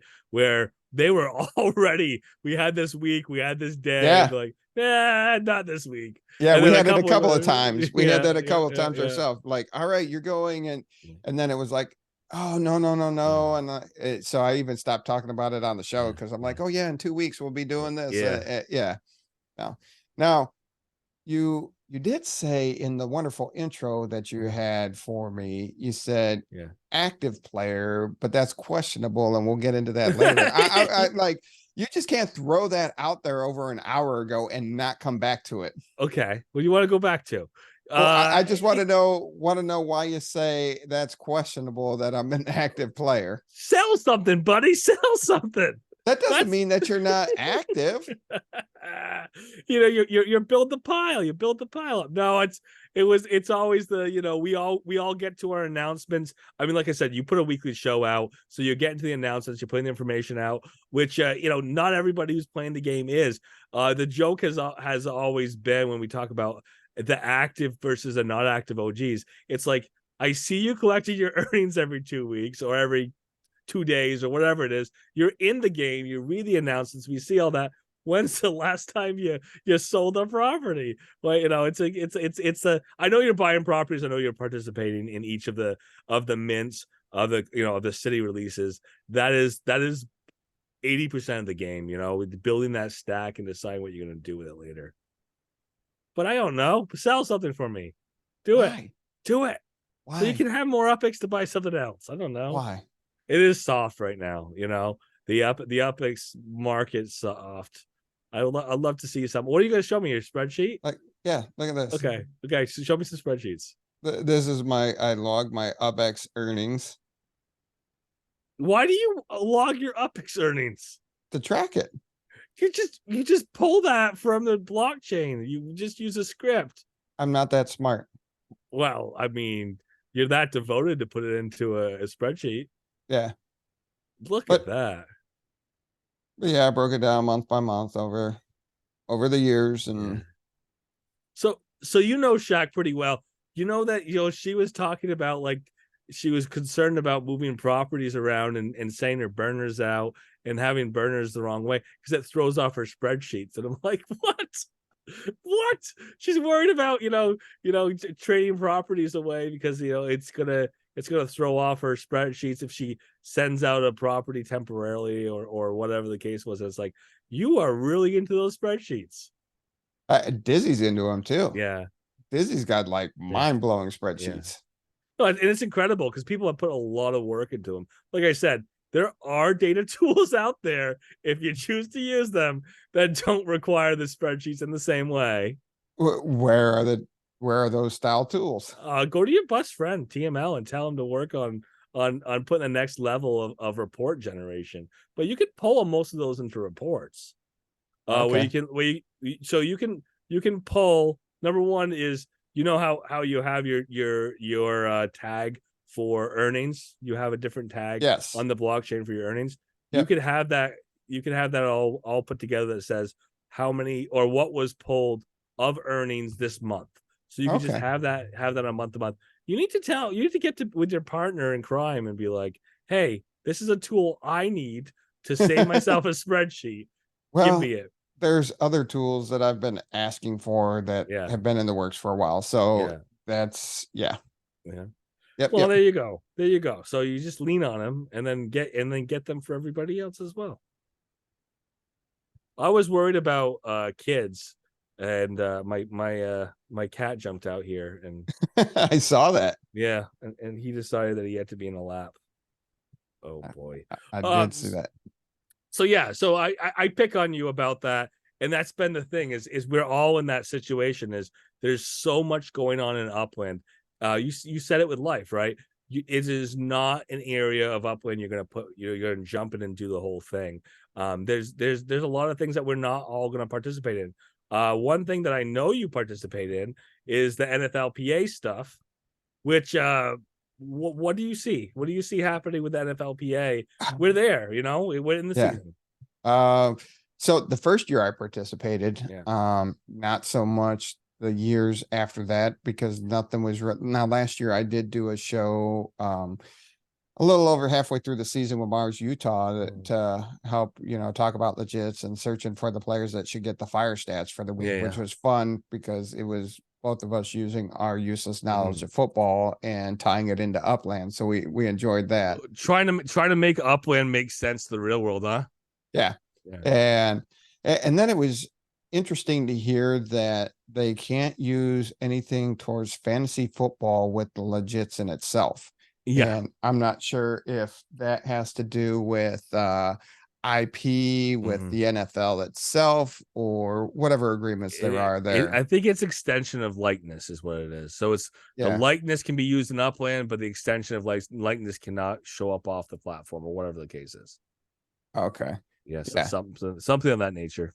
Which stinks because that reduces the utility of them itself. And then that was the other question is the season started, but yet we're not going to see, when they first came out with legits, they said week 4 too, and it was like week 8. So I'm not holding my breath that it's going to be week 4. Oh God. Not holding my breath that it's going to be week 4, because we heard that when the legits were first announced that, hey, the first couple of weeks of the season, they won't be there. And then, and it came out like week 8, 9, something like that. It was very late. Maybe, I think it was 10. It was 11 before we had the weeklies, right? Because they got us that year. They got us 2021, was it? Yeah. They got us 2021 when the season was 3/4 over. Yeah.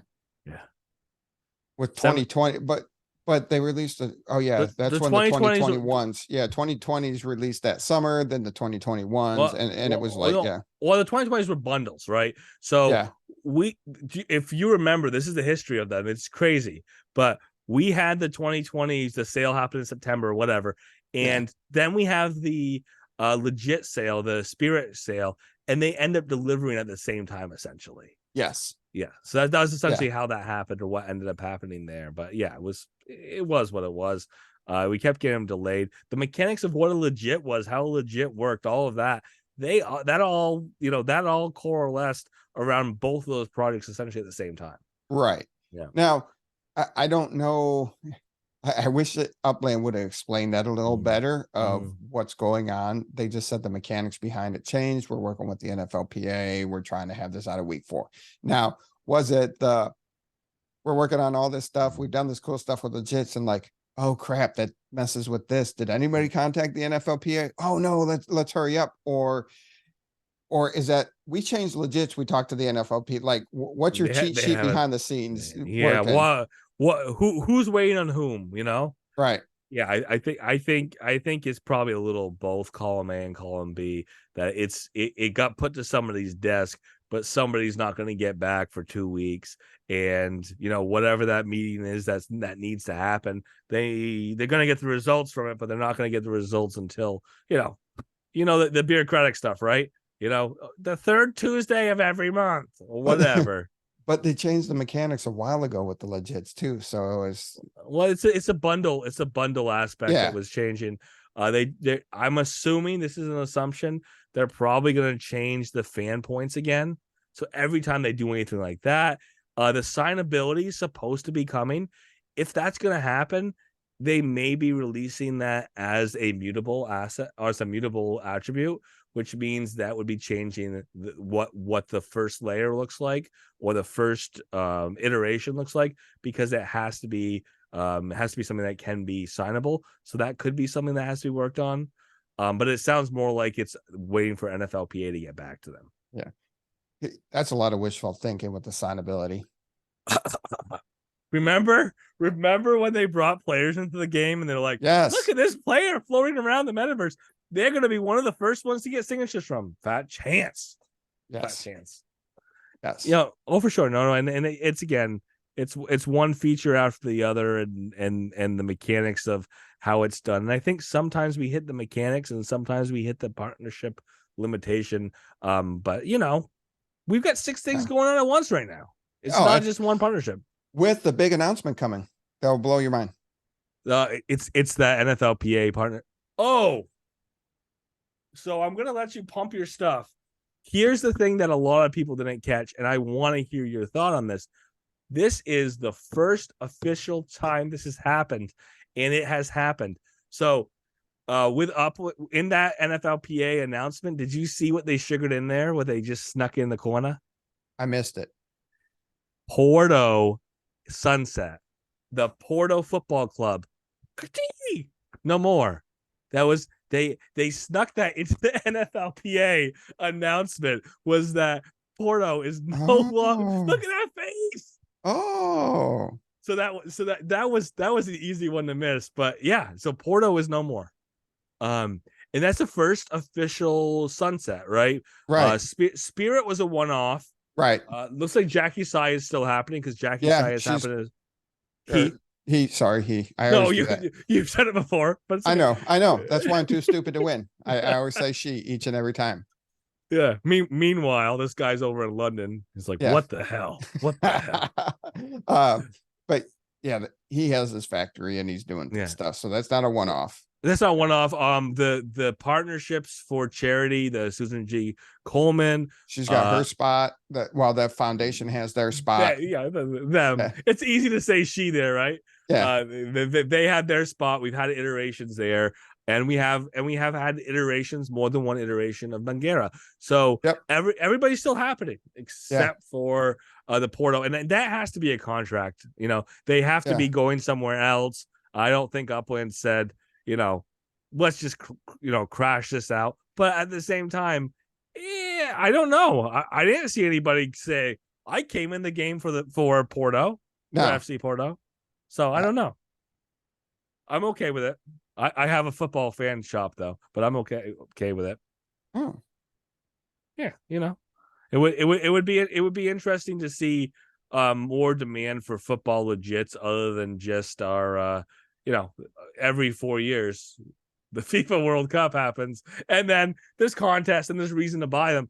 But are they good? We're just gonna go dark on football legits for 4 years. I hope not, but hopefully they have more stuff coming and just more football partnerships, because it sounds like Dirk likes the idea of pushing the football direction, club to club. The sunset of Porto doesn't necessarily mean that's no more new clubs. And it's not like they were, a major club. Yeah, it's not Man U or anything. No. Right. Yeah. But I mean, they are. It's a professional. It's a professional. Oh yeah. Yeah. Yep. It is a professional league, but I don't know if it was both sides who were like, this is not what we thought would happen with this agreement, or what the case may be there. Grease my palms. I want some money. I don't know. Bigger pile of greenbacks. So that was the one that just took me by surprise. So the other part of looking forward is, what do you got now that you want to promote? What do you want people to know about? We know about the UPX podcast, Upland Property Experts being the formal appropriate name on YouTube now. I didn't know that there was a debate that we changed our name. I didn't know that. Well, you guys said we're now going by the UPX Property Experts. I guess if you put a pin in the pavement, I have no problem saying you guys have the longest running continuous Upland specific podcast. Because I mean, it's funny because Left House kind of like veered away from Upland a little bit with the way he did things. So I consider that like a change in format. Yeah. And he started right after us. Yeah, it was, we all started both of us started at the same time, and then he went daily. I'm like, dude, how can you talk daily about Upland? There's like, at that time, there was not that much going on at all. How can you talk daily about Upland? Now there's a lot more going on, and you managed to do it 5 days a week. Yeah, right. I mean, It's like we try, like Uplando was doing like 7 days a week, and then that's crazy on the weekends, family and Yeah. everything else, insane. Yeah. Yeah. Yeah. And I know we could expand the show to probably two to three shows a week, Yeah. and have content to fill and things to talk about and people to Mhm. bring on. Mhm. But that just cuts into my time with my family and other stuff too. But yeah, the biggest push is just always enjoying the podcast, coming and Mhm. hanging out, learning, getting the shenanigans, watching TML get beeped now. The fans are really embracing the beeping. Oh my gosh. No, that was good. That was a good addition. You did it. Was that the first time you did it with cheese, where it was like bleep over a swear for her as a joke, and then Yeah, you just threw yeah, it like everything you had at TML. yes, Yes, and it's just and it when you bugs see them. when you see his face turn, you've done a good job. And it bugs them. And Yeah. then people start calling for it in the comments. They're like, hit it. Hit the buzzer. Hit it. No, to see him actually get upset is funny. Oh gosh, that's good. No, so everything's going good with Upland Property Experts. What else do you have going on that you want to promote and put out there? Anything you want people to watch you talk crap on your fantasy weekly, or is that going to be a broadcast, a podcast? So I don't think Mars and I are doing the Mhm. legits this year. Yeah. Just because if there's no tie to fantasy, there's Mhm. what's the importance of getting fire stats? Sure. Definitely start paying attention to the showroom. Mhm. If my stuff comes out here, hopefully I'll start cranking that out to get some Mhm. cool stuff out for Halloween. And I have stuff in the works for Christmas and Mhm. Easter. The designs are submitted there too. So we'll start cranking that stuff out so you can decorate. There can be communities. I think Creedmoor is going to be a huge buyer of the stuff, just Mhm. because they're the Halloween community out there and they can keep this stuff up all year. Oh And yeah, I know they got stuff being designed for them too. But and don't forget the Stogie Bunny node. I mean, that's gonna be hot. the Stogie Bunny node is going to be amazing. It's going to be a multi-line of the Stogie Bunny. The Upland will have never seen so many variants of a map asset behind the Stogie Bunny. They'll be There like, you go. how many more of these can they get? Yeah, Oh, they're coming. oh yeah, 3/4 the way burnt out. He's just lighting it. He's got the cigar cutter in his hand. Absolutely. And outfits. I mean, there's so much with it. Yeah, Oh man, yeah. for sure. Pink, purple, green, yellow. Sky's the limits. Leisure Sky's the, suits, formal suits. I mean, jogging suits. You got it. I'm looking forward to it. I'm looking forward to it. What else you got? What else am I missing? When we're gonna do this again? Oh, whenever. And whenever you want me on, and definitely got to figure out times to get you, me, and Cheese together on the podcast. Oh, for sure. The listeners really enjoyed the interaction and the discussion and the dialogue, and the different angles that we had. So that was awesome in itself. You're a contributor to our highest performing short right now. So got to make more shorts with AI. Well, I think the title has something to do with that right now. Oh, But yeah, absolutely. Absolutely. And it was one of the ones where I just didn't like. I usually go in and look because they spell UpX wrong. They yeah. spell Upland wrong. Mm, And I go in and I edit it. And that was just one of the days where I'm like, crap, I got to get these out mm, because I want to hit my marks of getting so many videos out or so many mm, shorts out on the month, that I yeah. just grabbed it and launched it without even like checking any of it or changing it, because it will make these titles where I have to throw Upland in it, or it will be like way misleading. And Yeah. yeah, so Like a direct flight from the Midwest to Tokyo. yes, Ain't like gonna that. happen. Yeah, exactly. Yeah. I love it. Well, thank you so much. Too Stupid. Looking forward to doing it again. Love seeing what you got going on at the UpX Property Experts, the Upland Property Experts. There we go. I got it right that time. Upland Property Experts, UPX Property, or UPX Podcast, whichever we want to call it. Yeah. And of course, looking forward to seeing you build something on the Ghostbusters property when they have a good enough skyscraper to put on there. like that's one of the ones I kind of want as a landmark that I could build the Mm, exact replica because it's an mm. awesome building in itself. So You know, when next time you're talking to a Don, which you know you've had him on the podcast, when next time you're talking to a Don, just tell him Blueprint Shops, push him up the list. yes, Looking forward to it. absolutely. Now, thank you so much for Mhm. having me on. It was a pleasure. It's an honor, and look forward to more of these, and look forward to working with you more in the future.